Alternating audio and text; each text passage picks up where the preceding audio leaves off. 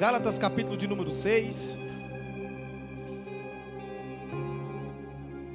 Agradecer a presença da irmã Vera, da filha ali da irmã Pio, do jovem que veio aqui com o Daniel. Sintam-se, Vanessa, isso, sintam-se à vontade, tá bom? Existe um livro na Bíblia chamado Livro dos Gálatas. Abra aí, capítulo de número 6, versículo de número 4.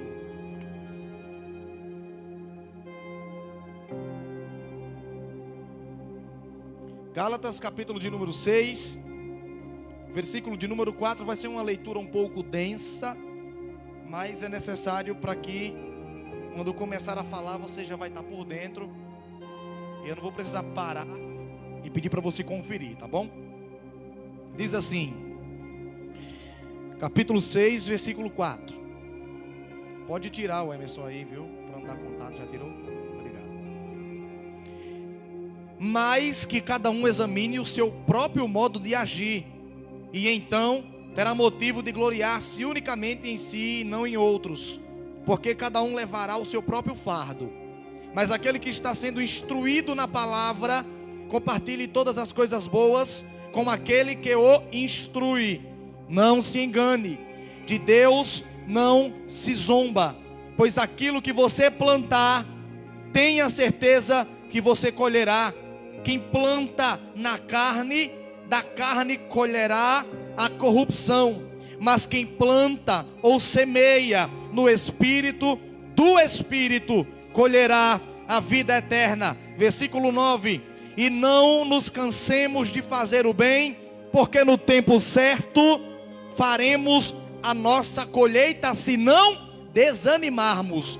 Por isso, enquanto tivermos oportunidade, façamos o bem a todos, mas primeiramente os de dentro da fé.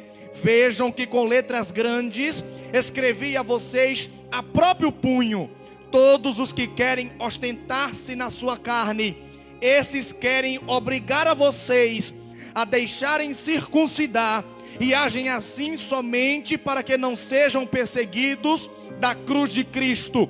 Versículo 13: pois nem mesmo os que deixam circuncidar guardam a lei, mas querem apenas que vocês se submetam à circuncisão, para que eles também se gloriem na carne de vocês. Versículo 14: mas longe de mim gloriar-me, senão em outra coisa, a não ser na cruz do nosso Senhor Jesus Cristo, pelo qual o mundo já está crucificado para mim, e eu estou crucificado para o mundo. Versículo 15: pois nem mesmo a circuncisão é alguma coisa, ou a não circuncisão, mas é o ser nova criatura. Versículo 16: e a todos os que andam em conformidade com esta lei, paz e misericórdia sejam sobre eles e sobre o Israel de Deus. 17: quanto ao mais, ninguém me acuse ou ninguém me moleste, porque eu trago no corpo as marcas de Jesus. Versículo 18: pois assim a graça de nosso Senhor Jesus Cristo esteja com o espírito de vocês, meus irmãos, para sempre. Amém. Pois assim a graça do nosso Senhor Jesus Cristo esteja sempre no espírito de vocês. Olha o que interessante, espírito com E minúsculo, no espírito de vocês, no homem, para sempre. Amém. Queridos, o apóstolo Paulo enfrenta na igreja dos Gálatas uma coisa terrível: a lei de Moisés sendo aplicada à graça de Cristo. Nós sabemos que a lei de Moisés só foi válida até a cruz. Quando Jesus foi crucificado, tudo o que foi escrito como doutrina na lei de Moisés caiu por terra. Vou dar alguns exemplos. Não podia comer carne de porco, agora você pode comer carne de porco tranquilo. Não podia se tomar sangue, doar sangue, agora você pode doar sangue tranquilo. Existiam muitas coisas, por exemplo, a mulher quando estava no processo de menstruação não podia ter contato com ninguém. Fique tranquila.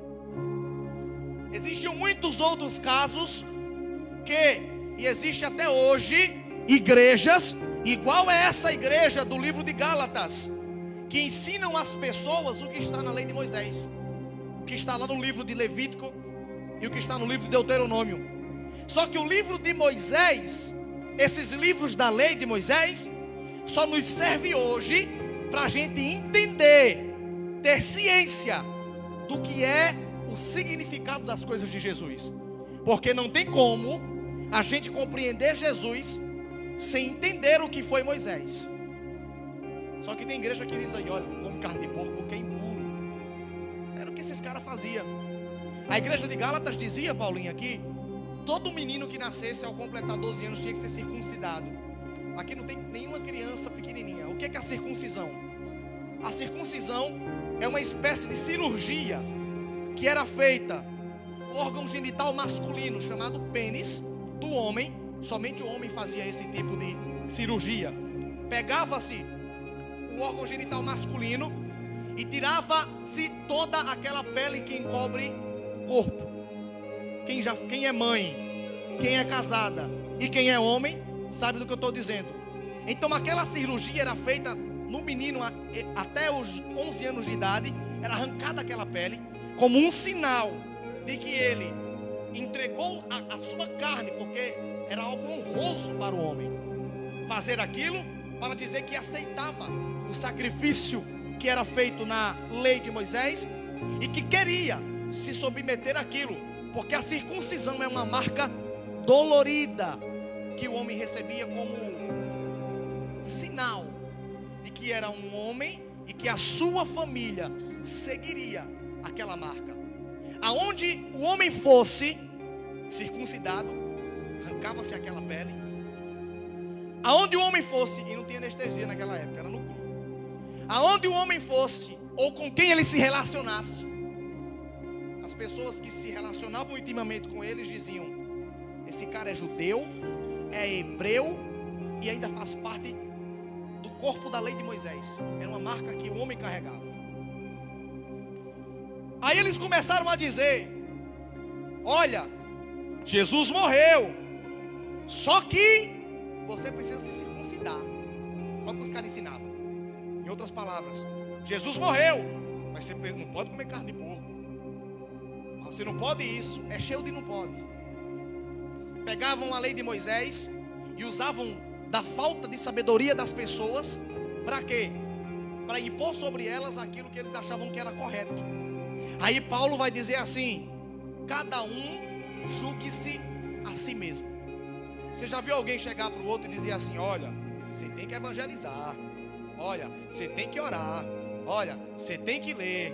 Paulo vai dizer assim: não obrigue. Você avise. Uma coisa é eu avisar, outra coisa é eu querer que o cara faça força. Porque quando eu obrigo alguém a fazer algo, eu estou jogando sobre ele uma lei. Acho que vocês estão voando aqui no assunto, mas eu vou transfigurar isso. Aqui no Brasil, nós somos obrigados a viver corretamente, porque senão a gente vai o quê? Preso. Então, algumas pessoas, não todas, tentam viver da forma correta para não se prejudicar com a justiça. Outras não, outras porque tem no coração uma honra que recebeu dos pais.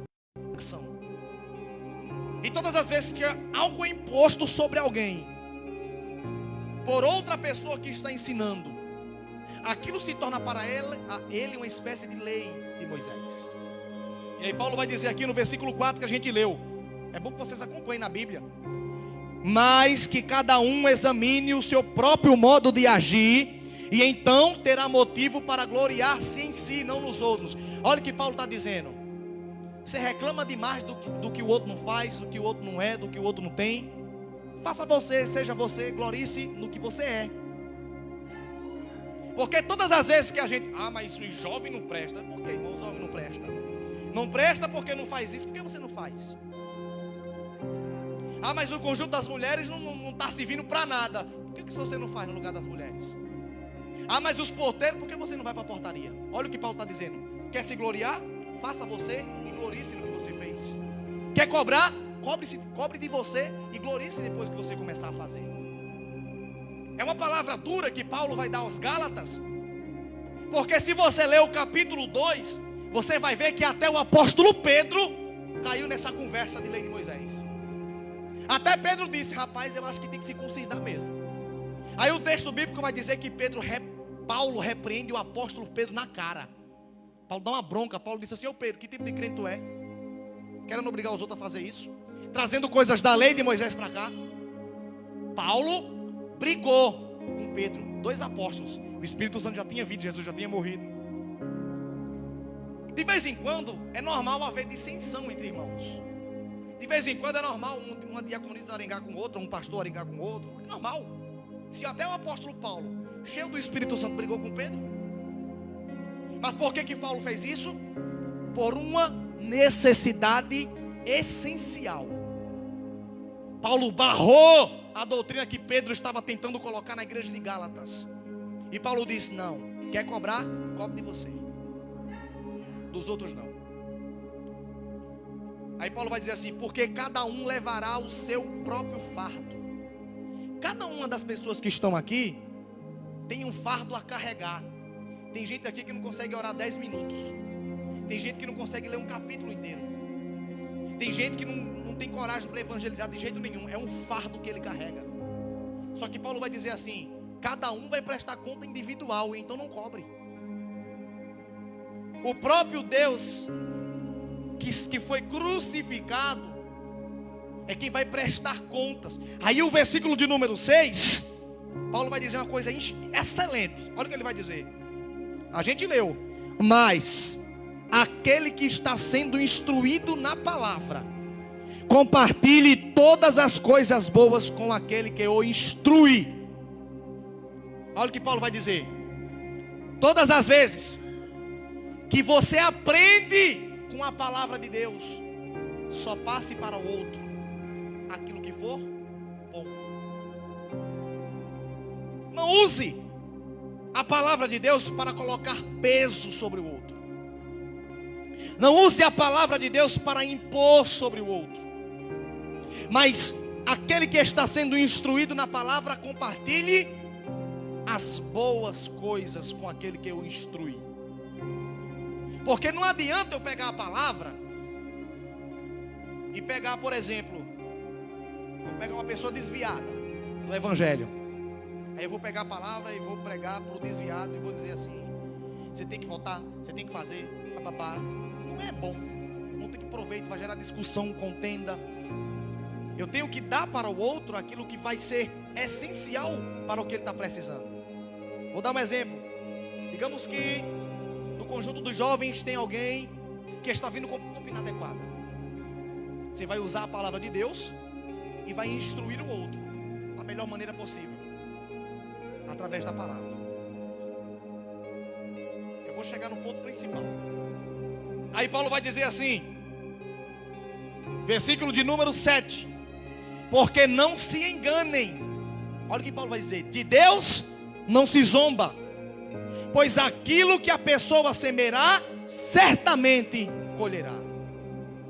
Aí Paulo vai dizer assim: não precisa estar cobrando, não precisa estar no pé. Ela vai chegar o dia que ela vai colher o que ela está plantando. Irmão, você tem que vir para a igreja todo culto. Irmão, você tem que vir para a oração. Irmão, não sei o que. Para com isso. Paulo disse: não precisa, porque de Deus ninguém zomba. Irmão, não vá para esse lugar porque é inadequado. Irmão, não tome essa atitude porque é inadequado. Não precisa ficar no pé, porque de Deus ninguém zomba.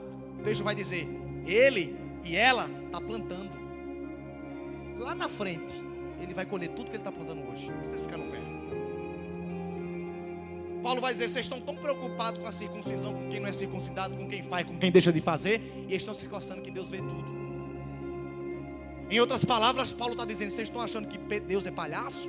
Paulo dizendo para a igreja de Gálatas: vocês estão achando que Deus está lá no céu brincando de, olha que lindo, saiu da igreja, voltou para a igreja, saiu da igreja, voltou para a igreja. Na igreja é uma coisa, lá na casa é outra, na escola é outra, aqui é outra, no trabalho é outra. De Deus não se zomba.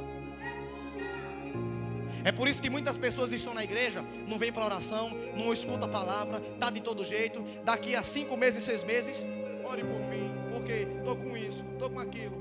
Está colhendo o que plantou. Precisa ficar no pé? Precisa ficar no pé? Vocês parecem que estão com medo, vocês. Precisa ficar no pé?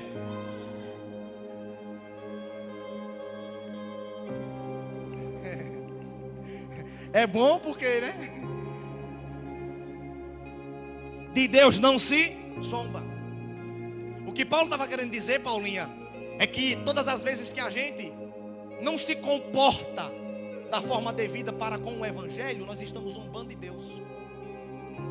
Todas as vezes que a gente vem para um ambiente de culto, interessado somente naquilo que Deus tem a oferecer e não no relacionamento com Ele, nós estamos zombando de Deus. Já viu gente assim? Quando Deus me deu essa palavra, eu passei ali o culto inteiro tentando buscar outra coisa. Mas Deus, humildemente, sabe quando o Carlos foi ali naquele dia? A Bíblia ficou em inglês ali. Eu passei para lá, acho que vocês perceberam, mas não deu. Então eu vou ter que falar aquilo que Deus colocou no meu coração. Porque de tanto as pessoas impor as coisas sobre o outro, aquele outro, quando sair da igreja, a primeira coisa que ele vai dizer é que a culpa é tua. A culpa é tua, e de fato é tua.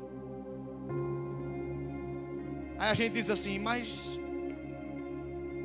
a gente tem que cobrar, nós temos que cobrar de quem tem ministério, de quem não tem ministério, e quem tem que cobrar de quem tem ministério é quem está como cabeça do ministério. Como é que eu sou o líder das mulheres, vou cobrar do jovem o que dos jovens? Como é que eu sou missionário, vou cobrar o que de uma líder das mulheres se eu não sou o pastor?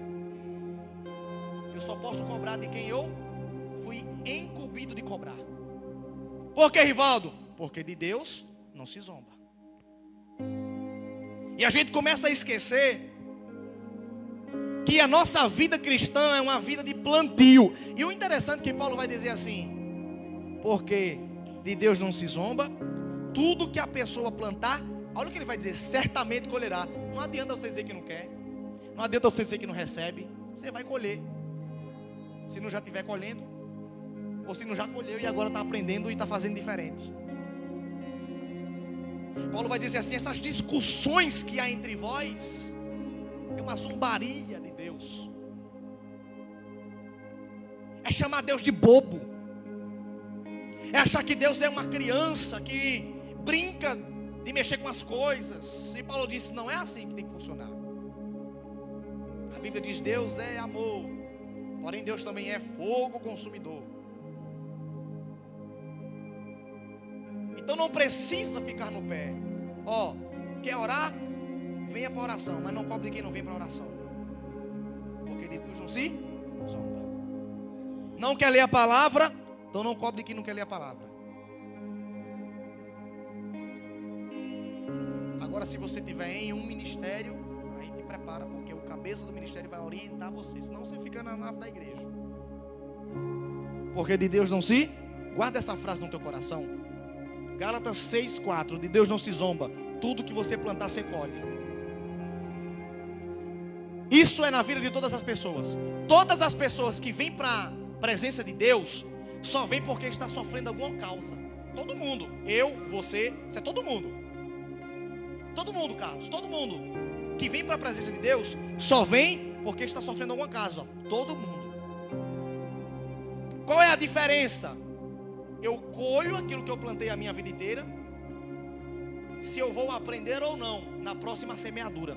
Porque tem gente que não aprende, é sempre com problema, de tempos em tempos chega com problema. Alguma vez alguém me viu aqui com problema espiritual?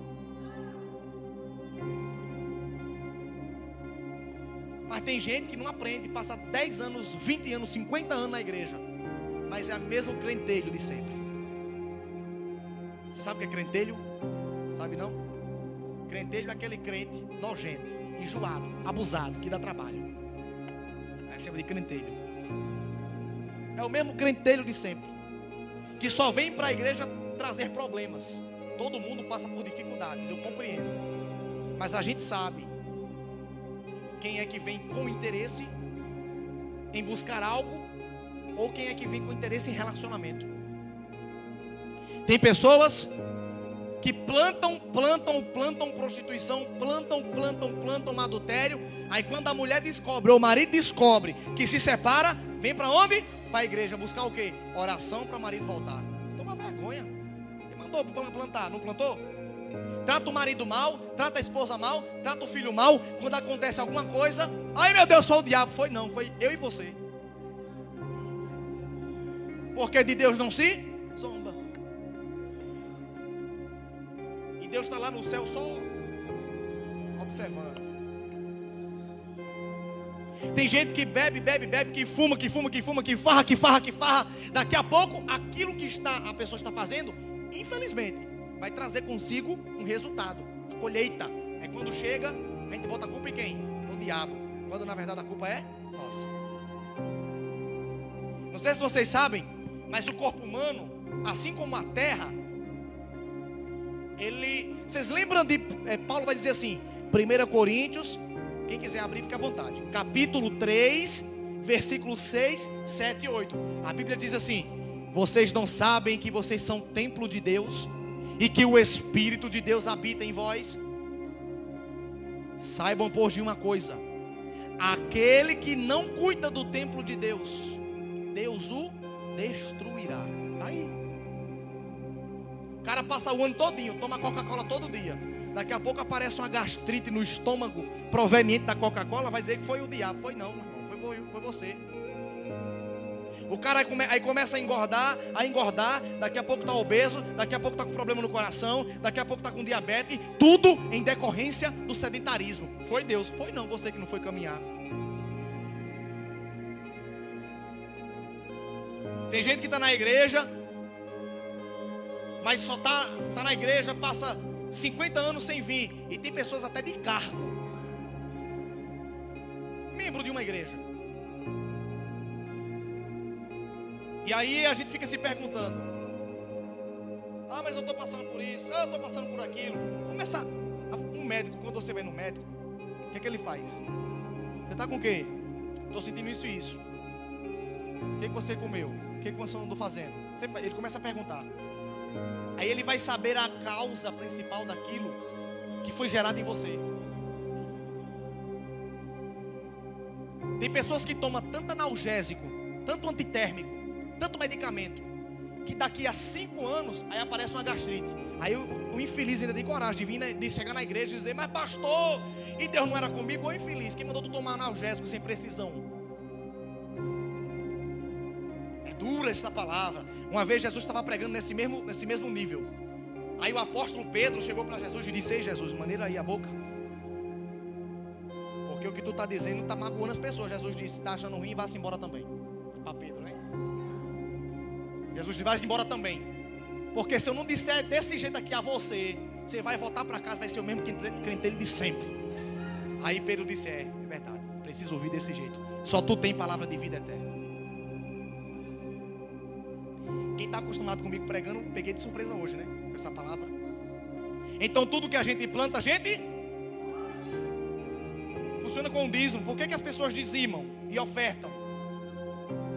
O dízimo, nós damos o dízimo porque é um sinal de obediência a Deus. Eu entendo que Deus me deu algo e Deus ele só pede em troca para mantimento da sua obra 10%. Tem gente que diz assim: Rivaldo, eu ganho 100 reais por mês, eu vou dar 50. Dê não, viu? Que não é dízimo não, é 10 reais. Porque se você der mais ou menos, não é dízimo. E dízimo é sinônimo de obediência. Quando você dizima, você repreende o devorador, o cortador e o migrador das suas finanças. E quando você oferta, você está plantando. Porque a oferta é aquela sementinha que está sendo plantada. Você um dia vai colher. Dízimos e ofertas. Se o cara vem para o culto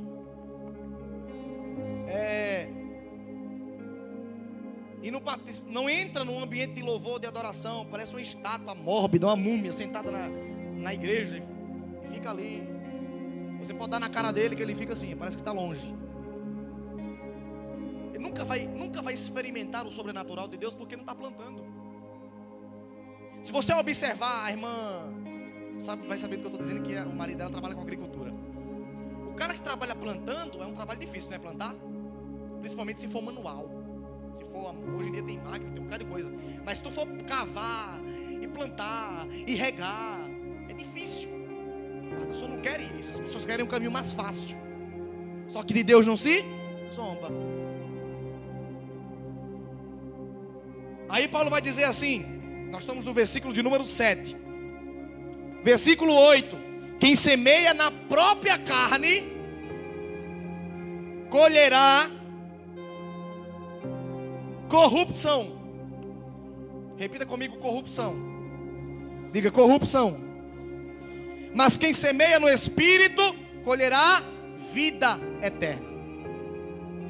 Alguém tem internet? Aí, internet, celular.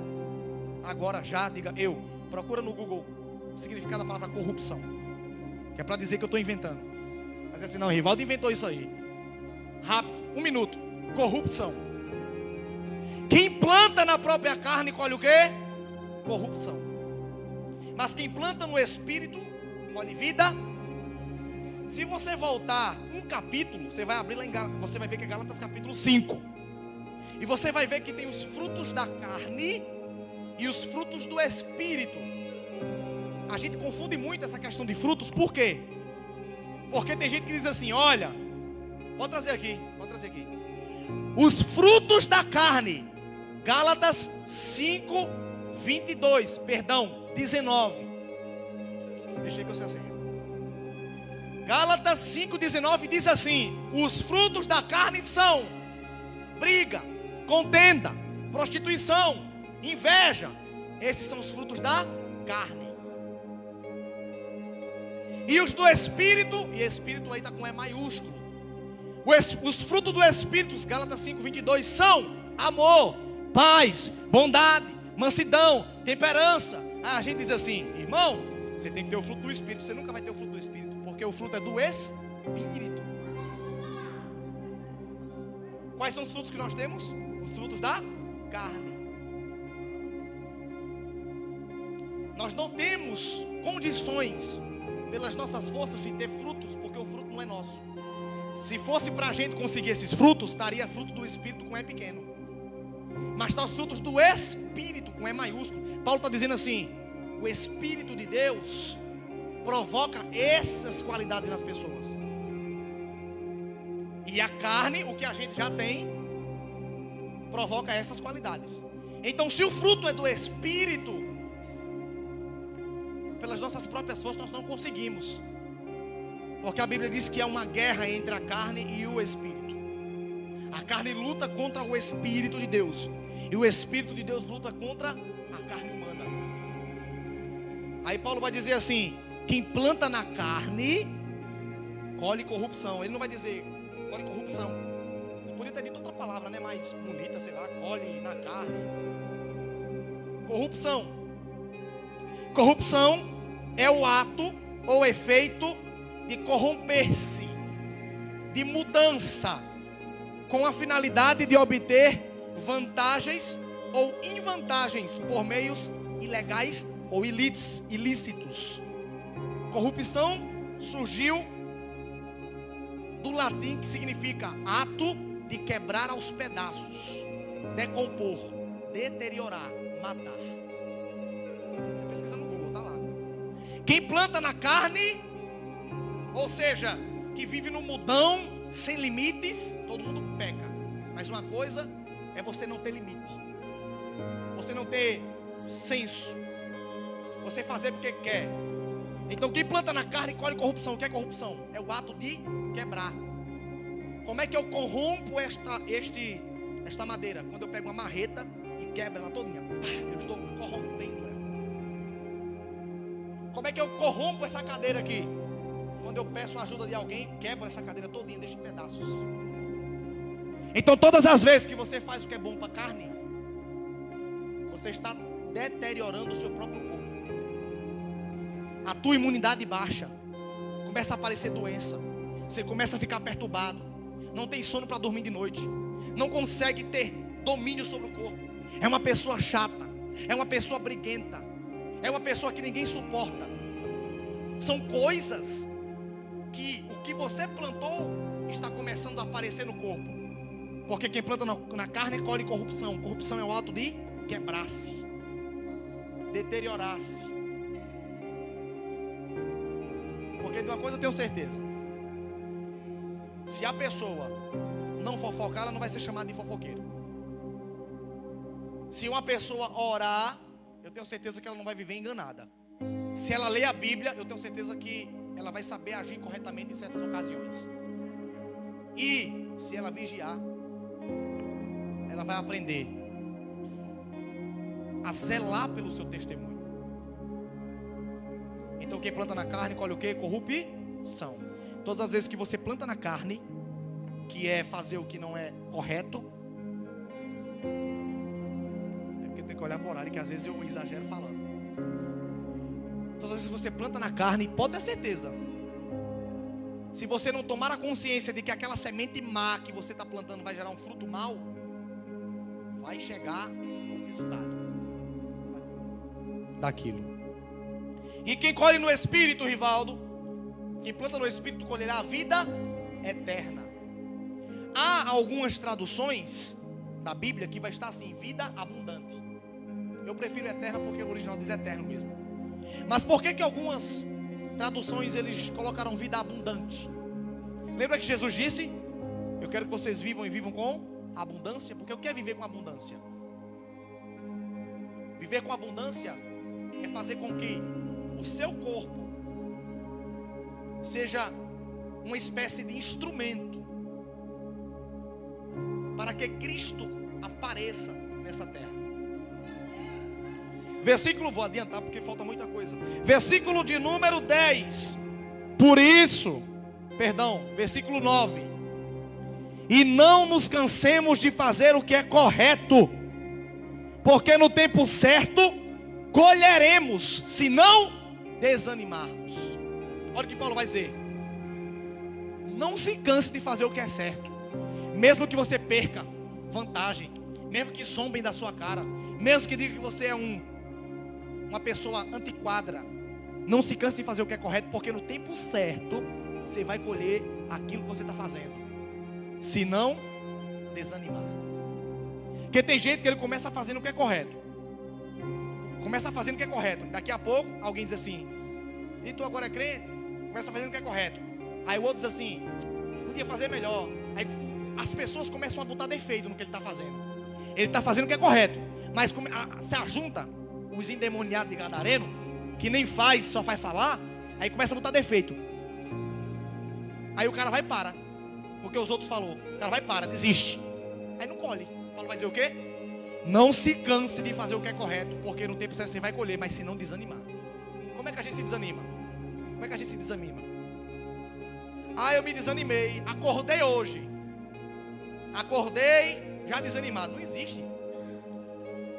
Alguns psicólogos vão dizer que o desânimo, ele é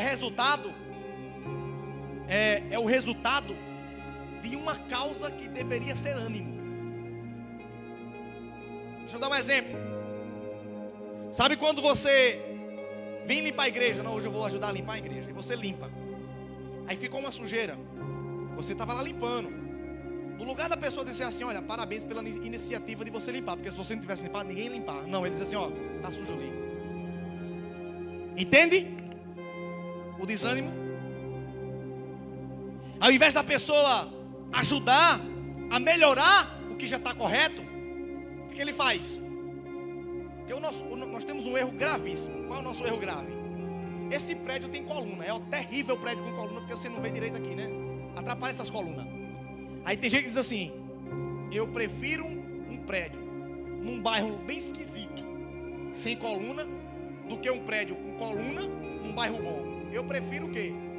Melhorar o que está correto.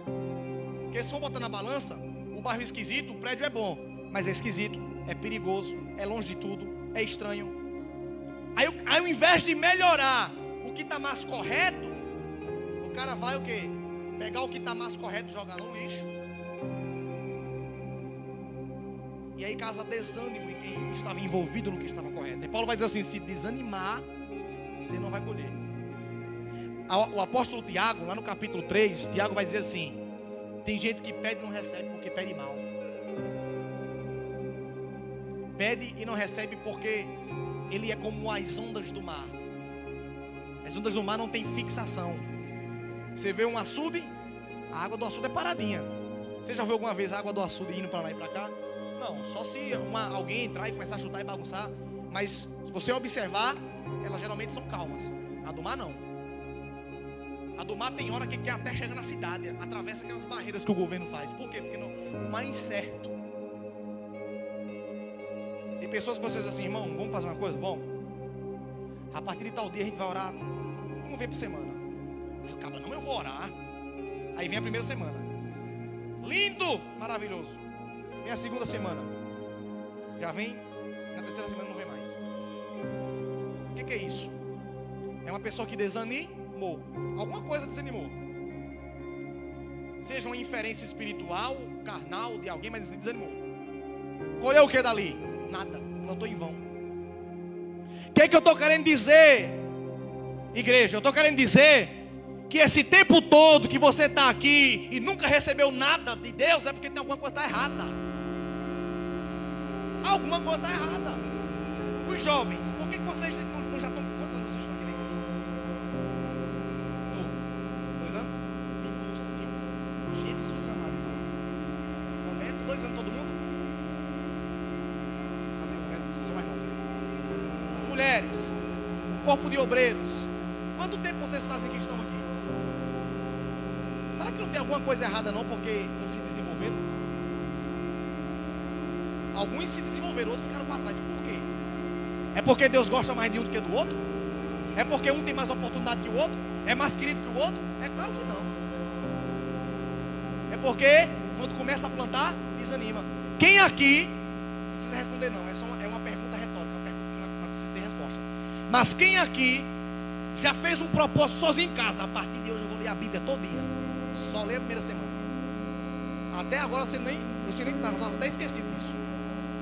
Quem aqui já prometeu? A partir de hoje não falta nenhum culto, mas já faltou um bocado. A partir de hoje eu chego no horário, mas já está chegando atrasado. Não colhe. Porque a Bíblia diz assim: se você prometer e não cumprir, melhor que não faça. Aí se Deus abrir uma porta, eu vou dar o dízimo. Deus abre, dá 2 meses, depois não dá mais. Por que eu estou dizendo isso? Porque eu estou dizendo a vocês, a falta de palavra. Sabe por que Elias disse? Elias, o profeta Elias, a Bíblia diz que Elias chegava num lugar e dizia assim: Deus não está mandando, mas pela minha palavra não vai chover. E a Bíblia diz que não chovia. Só chovia quando Elias dizia: pode chover. Não era Deus que mandava. Não era Deus que mandava. Mas por que que quando Elias falava, Deus assinava embaixo? Porque Elias tinha palavra. Quando ele dizia que fazia, ele fazia. Certa feita, Josafá foi se encontrar com Elias. E tinha um rei que Elias não ia com a cara dele. Não ia com a cara dele. Aí Josafá faz assim: Elias, vamos dar um conselho para mim e para ele, Elias. Elias vai dizer assim: olha, se ele tivesse, Elias vai dizer na cara do cabo, na cara dele: se você tivesse vindo sozinho, eu não ia nem falar com você, porque você não merece. Mas por causa de Josafá, que é servo de Deus, eu ainda vou profetizar, mas eu vou falar aquilo que Deus mandou eu falar. Olha, Elias tinha palavra. Se Elias dissesse: hoje eu vou bater lá em Gibeon, que é uma cidade longe de onde ele morava, ele ia. Faça chuva, faça sol, mas ele ia. Nós temos o terrível costume, quando eu digo nós, até eu, temos o terrível costume, sabe do quê? Desculpa, não vou para o culto. Aí liga para Érica, dá um exemplo, viu? Pelo amor de Deus. Érica, eu não vou, estou com dor de cabeça, tudo mentira. Eu não vou porque estou com uma dor, tudo mentira. Porque de Deus não se zomba. Daqui a pouco, como é que o cara está doente? Por quê? Plantou tanto, que está colhendo agora. Eu não vou porque o avião caiu, porque fogo caiu do céu. Mentira. Nós enganamos o homem. Deus, de Deus não se zomba. A gente dá mil desculpas. Se nós fôssemos mais sinceros e compromissados com aquilo que a gente prometeu, a gente não vivia nessa vidinha que a gente vive hoje. Você não estava nessa vidinha que você está hoje. Você já estava outra pessoa no reino de Deus. Se você tivesse palavra e dissesse assim, a partir de hoje, se fulano vier me influenciar, eu vou dizer a ele, olha, ou você para ou me afaste de você. A coisa era diferente. Precisa querer. Essa palavra não vai gerar em você aquilo que você quer ouvir, mas vai gerar o que você precisa ouvir, vai mexer lá dentro, você vai, nunca vai se esquecer desse culto. Hoje é terça-feira, hoje é ensino bíblico. Então você está aqui para você aprender que se você quiser sair dessa situação, você vai ter que mudar. Ou muda, ou vai permanecer assim. Ou começa a andar por novos caminhos, ou vai viver essa vidinha que você está vivendo agora. Quando eu digo você, é para a pessoa que Deus está falando, é para todo mundo.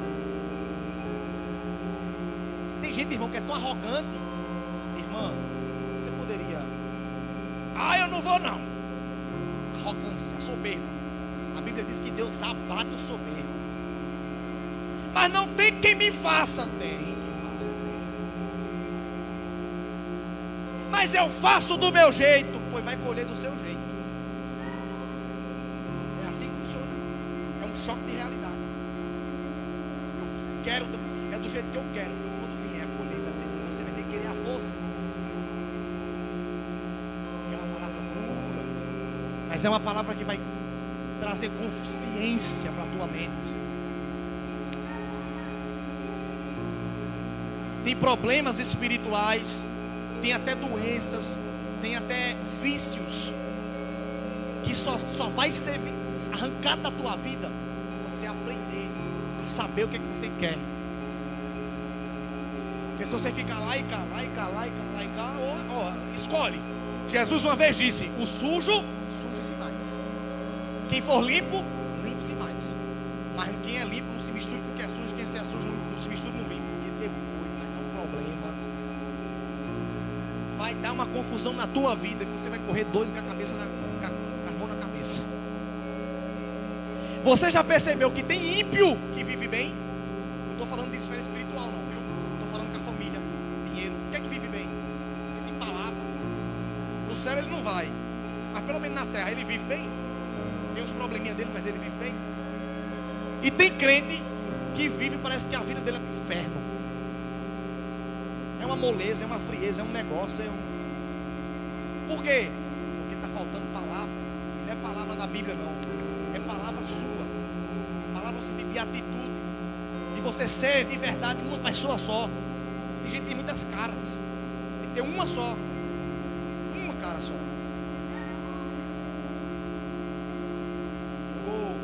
Desse versículo que está pesado.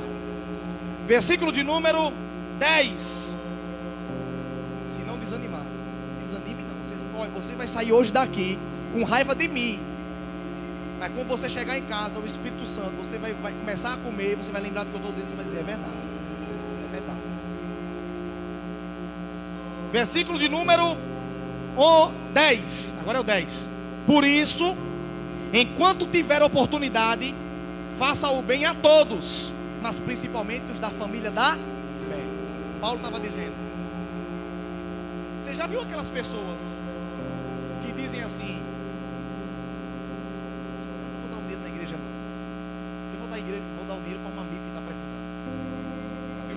Pessoas assim, Judas, quando Maria chegou com aquele vaso caro, que quebrou nos pés de Jesus, caríssimo, valia dinheiro, viu? A Bíblia vai dizer que Judas disse assim: mas Senhor, a gente poderia ter vendido isso aqui e dado aos pobres. Aí Jesus vai dar uma repreensão, vai dizer: ei, esse amiguinho que está precisando, por que você não já ajudou? Aí quer ajudar com o dinheiro do dízimo.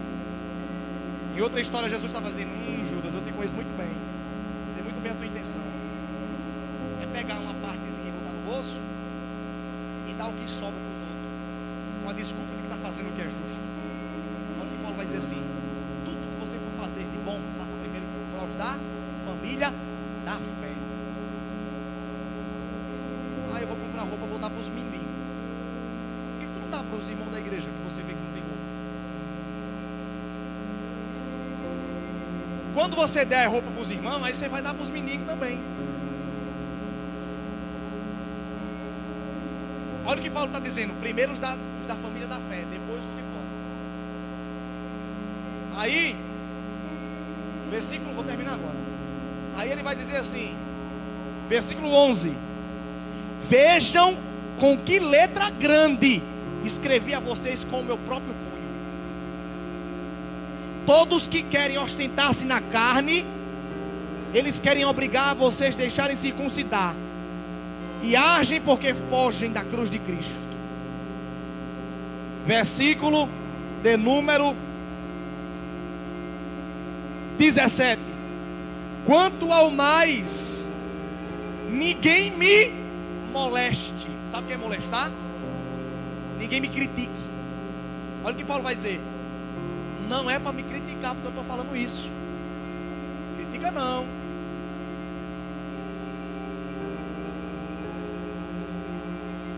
Ninguém me moleste. Molestar é criticar, acusar, achar ruim. Ninguém me moleste, porque eu trago no corpo as marcas de Jesus. Aí lá no último versículo ele vai dizer assim: porque assim a graça de nosso Senhor Jesus Cristo estará no espírito de vocês para sempre. Amém. Assim, tem gente que está na igreja, mas não tem paz aqui dentro, perturbado, porque a graça de Deus não está sobre ele. Por que não está sobre ele? Porque faz tudo isso aqui, é duas caras, é falso, não tem compromisso, não tem palavra. Paulo vai dizer assim: a graça de Deus, assim, dessa forma, é que a graça de Deus vai estar sobre vocês, no seu espírito, não é minúsculo, ou seja, lá dentro. Tem uma psicóloga que ela é professora substituta, e ela disse uma coisa que ficou na minha mente, lá na universidade. Ela disse assim: vocês sabem por que tem pessoas que vão para a igreja, ela disse com essas palavras, que vão para a igreja doentes, e depois de uma oração, ou depois do culto, depois de um louvor, elas são curadas, a doença desaparece? Isso é de câncer ou depressão? Perguntaram por quê? Ela diz assim: porque a alma de quem se eleva a uma espiritualidade maior é uma alma saudável. Tem pessoas que é doente. Eu conheço uma pessoa que tem câncer, mas se você parar para conversar com ela, você vai chorar e Deus vai falar com você pela boca dela. Por quê? Porque o corpo dela está doente, mas a alma dela é cheia da graça, o espírito cheio da graça de Deus. E a Bíblia diz o quê? Que o espírito briga com a carne e que a carne briga com o espírito. Se o teu espírito for cheio, como Paulo disse, da graça de Deus, o teu espírito, que é eterno, que é saudável, vai influenciar sobre a carne. E tem pessoas que são curadas de repente, sem remédio, sem nada, de repente. Por quê? Porque o espírito dela está mais vivo do que certas pessoas que existem de verdade. São pessoas que, independente da idade, você gosta de estar porque está perto dela, parece que ela tem uma coisa que é diferente, que você quer sentar perto, quer andar com ela, quando ela vai querer ir atrás. Por quê? Porque são pessoas que o espírito é cheio da graça de Deus. São pessoas santas? Não, porque senão estava no céu. São pessoas que procuram fazer o que é correto. Uma vez ou outra você vai errar, vai tropeçar, que é normal, mas é corrigindo-se. E é isso que vai fazer com que a graça de Jesus preencha isso aqui. Porque se a paz de Deus não preencher isso aqui, você vai continuar assim por resto da vida. Teu marido não vai preencher, teu dinheiro não vai preencher, a bebida não vai preencher, vai sempre permanecer aquela pessoa crente de sempre. Porque assim a graça de Deus será abundante no vosso espírito, para sempre. Paulo, desce o cacete. Fala o que o povo precisava ouvir. Mas no final ele vai dizer assim: agora, a graça de Deus sobre o vosso espírito.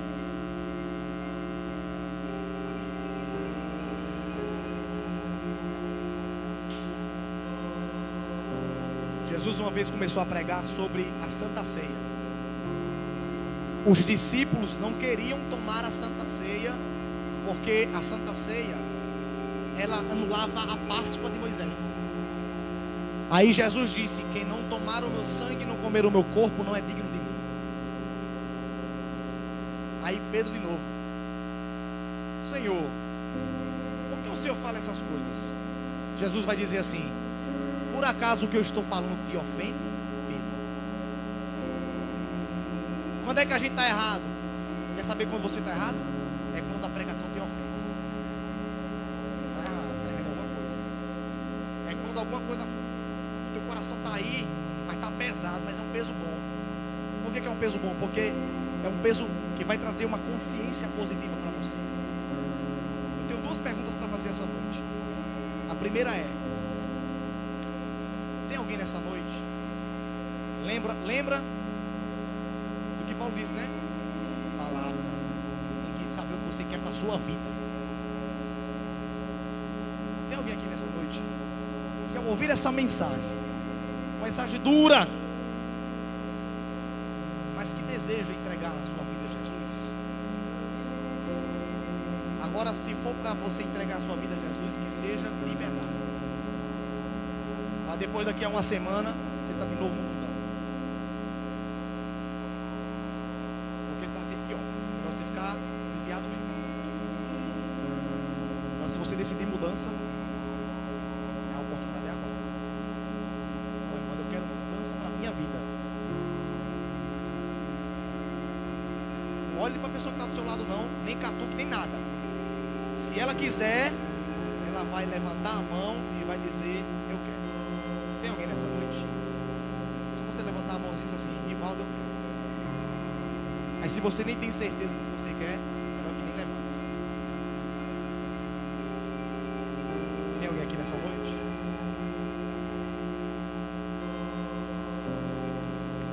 Sabe por que eu estou fazendo isso hoje? Você sabe que na terça-feira eu pego pesado. Tem terça que eu pego pesado, tem terça que eu pego leve. Porque às vezes a gente se sente no direito de julgar Deus e dizer para Deus o que Ele tem que fazer para a gente, sendo que a gente nem compromisso com Deus a gente quer. Como é que você vai sentir paz? A graça de Deus não pode permanecer para sempre se você vive na indecisão. Dar um testemunho aqui pesado. Uma vez uma pessoa me disse que ela tinha um problema sério de refluxo. Vomitava. Porque comia, dependendo do dia, do clima, vomitava. Era um tipo de pessoa que era no pé na igreja, um pé no mundo. Um pé na igreja, um pé no mundo. Sabe o que ele fez? Não foi mais para a igreja. Não vou mais ser crente. Não acredito que ele ficou curado mesmo. Já tem pessoas que dizem o quê? Vou ser crente. Aí Deus cura o câncer, tira tudo. Por quê? Porque Deus enxergou o quê? Sinceridade da pessoa. Se ele vai ser salvo ou não, o problema é dele. Mas pelo menos ele resolveu a causa. Tem alguém nessa noite? Se tiver, levante sua mão porque eu quero orar com você. Se não tiver, convido você a ficar de pé, toda a igreja.